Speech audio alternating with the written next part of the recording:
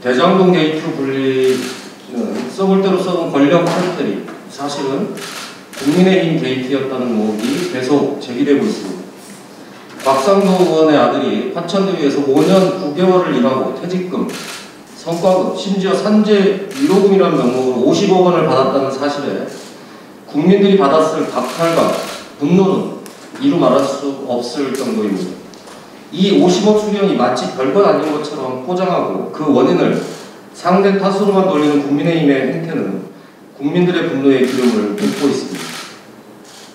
심지어 국민의힘 지도부는 이를 추석 전에 알고 있었음에도 이를 곧바로 공개조차 하지 않았습니다.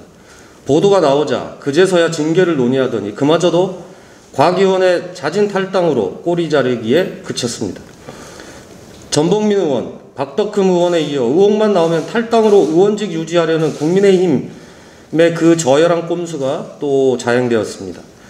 화천대유의 곽상도 의원에 대한 쪼개기 후원 등 의혹이 계속해서 제기되고 있는 가운데 모로새로 일관하는 국민의힘의 행태가 대장동 게이트의 몸통이 아니냐는 의심만 가중시킬 뿐이라는 것을 본인들만 모르는 모양입니다.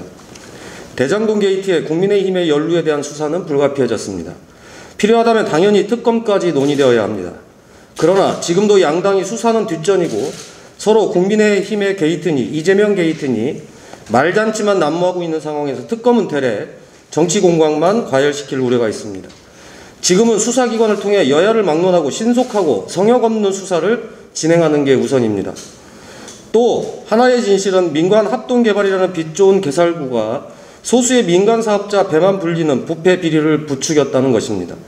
다가오는 국토교통위, 행안위 등의 국정감사를 통해서 대장동식 개발의 문제점을 낱낱이 파헤치고 재발 방지를 위한 대안을 마련해야 합니다.